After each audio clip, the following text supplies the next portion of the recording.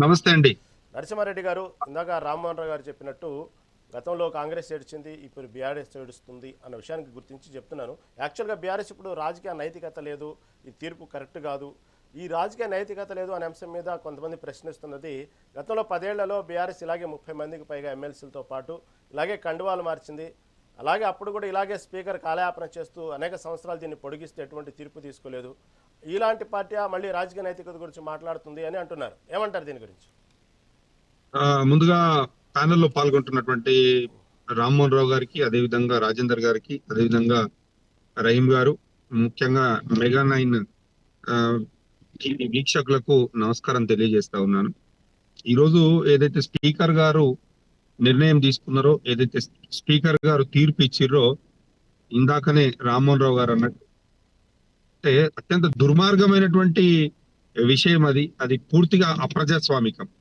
రాజ్యాంగానికి విరుద్ధంగా ఈరోజు తీర్పు ఇచ్చి మరి ఆ ఆ యొక్క పదవికి అపహాస్యం అయ్యేటువంటి విధంగా ఈరోజు తీర్పు అనేది ఉంది.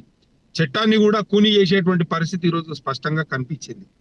ఎందుకంటే ఈరోజు స్పీకర్ గారు ఏదైతే తీర్పు ఇచ్చిరో అది పూర్తిగా వారి నిర్ణయం కాదు, కాంగ్రెస్ పార్టీ యొక్క నిర్ణయము, కాంగ్రెస్ పార్టీ పెద్దల యొక్క డైరెక్షన్ లో మాత్రమే ఈ రోజు ఆ రకమైనటువంటి తీర్పు వచ్చింది.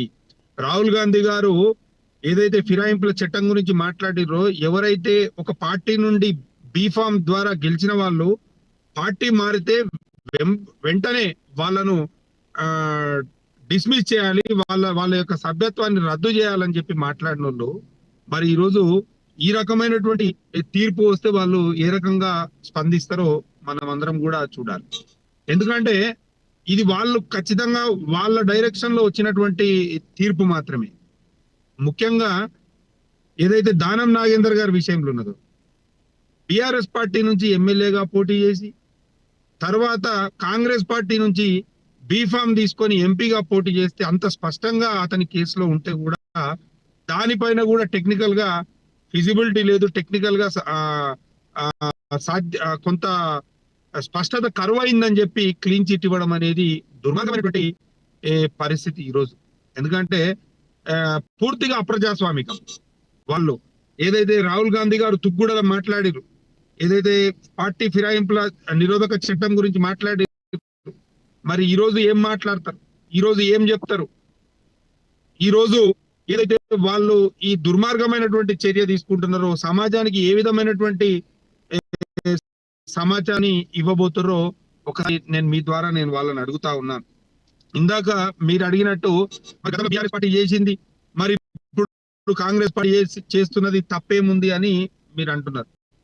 రామ్మోహన్ రావు గారు ఇందాకనే చెప్పారు, ఏదైతే పార్టీ ఫిరాయింపుల నిరోధక చట్టం ఉన్నదో దాంట్లో మరి 60% పైచీలకు కలిస్తే అక్కడ ఏమి పొరపాటు లేదండి. ఆ రోజు పరిస్థితి బీఆర్ఎస్ పార్టీ మొత్తం వచ్చి కలిసిరు. ఆ రోజు అభివృద్ధిని ఆకర్షితులయ్యి, ఆ రోజు సంక్షేమ పథకాలకు ఆకర్షితయ్యి ఆ రోజు పార్టీలో కలిసి, కానీ ఈరోజు పరిస్థితి అట్లా కాదు. ఈరోజు 10 మంది మాత్రమే కలిసిరు. అంటే కేవలం ఎంత మంది కలిసిరండి? ఈరోజు 30% కూడా లేదు కదా ఈరోజు. సో రామ్మోహన్ రావు గారు అన్నట్టు ఇట్లాంటి తీర్పులతోటి, ఈ విధమైనటువంటి తీర్పులతోటి నిజంగా ప్రజాస్వామ్యం పైన నమ్మకం కోల్పోయేటువంటి పరిస్థితి ఈరోజు స్పష్టంగా కనిపిస్తా ఉన్నది. ఎందుకంటే వాళ్ళు కండువాలు వేసుకొని ముఖ్యమంత్రి గారి ద్వారా, అదే విధంగా పిసిసి ప్రెసిడెంట్ గారు కండువాలు వేసుకొని బహిరంగంగా పార్టీ కార్యక్రమాలలో పాల్గొంటూ, పార్టీ కార్యక్రమాలలో వాళ్ళు సమావేశం అవుతూ ఈరోజు ఎన్ని వీడియోలు, ఎన్ని ఫోటోలు, ఎన్ని వార్తా కథనాలు, ఎన్ని టీవీ ఛానళ్లలో వాళ్ళ యొక్క ఇంటర్వ్యూలు చూస్తూ ఉంటే స్పీకర్ గారు ఈ విధమైనటువంటి నిర్ణయం తీసుకోవడం అనేది అదే విధంగా దురదృష్టకరము. ముఖ్యంగా నేను ఏమంటున్నానంటే, మరి రేపు ఈ 12వ తారీఖు లోపల దీనిపైన నిర్ణయం తీసుకోవాలని చెప్పి ఏదైతే స్పష్టమైన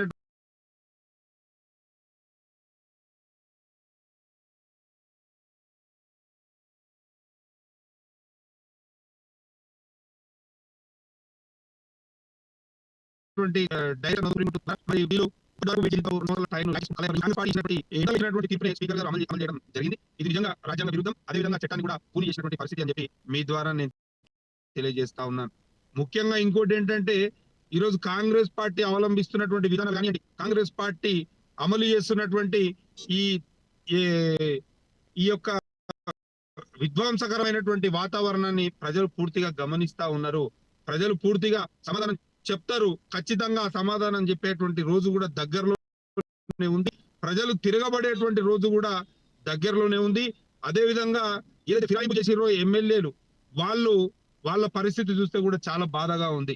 ఎందుకంటే వాళ్ళు ఇప్పుడు వాళ్ళ నియోజకవర్గాలలో పోయిన తర్వాత ఏదైనా కార్యక్రమాలలో పోతే వాళ్ళు ఏ పార్టీలు ఉన్నారు అంటే కాంగ్రెస్ పార్టీలు ఉన్నారా, టిఆర్ఎస్ పార్టీలు ఉన్నారా నిర్ణయించుకోలేక, అంటే మీడియా ద్వారా టీవీలలో పేపర్లలోనేమో మేము బీఆర్ఎస్ పార్టీలోనే ఉన్నామని చెప్పుకుంటున్నారు. కానీ ఏవైనా కార్యక్రమాలకు పోయినప్పుడు మరి వాళ్ళు ఏ పార్టీలు ఉన్నారో ఖచ్చితంగా ప్రజలు కూడా వాళ్ళను అడుగుతారు. రేపటి నుంచి వాళ్ళు ఏ కార్యక్రమాలు పోయినా వాళ్ళ నియోజకవర్గంలో ప్రజలు తిరగబడతారు. మీరు ముందు ఏ పార్టీలు ఉన్నారు, ఏ పార్టీ తోటి మీరు ఏదైతే గెలిచిరో మీరు గెలిచిన పార్టీలో ఉన్నారా, మిమ్మల్ని గెలిపించిన పార్టీలు ఉన్నారా, లేదా మీరు ఏదైతే అమ్ముడు పోయిన పార్టీలో ఉన్నారా అని చెప్పి ఖచ్చితంగా ప్రజలు అడుగుతారు. వాళ్ళను నిలదీసేటువంటి రోజు కూడా రేపటి నుంచి ప్రారంభం కాబోతుంది అని చెప్పి మీ ద్వారా నేను తెలియజేస్తా ఉన్నాను.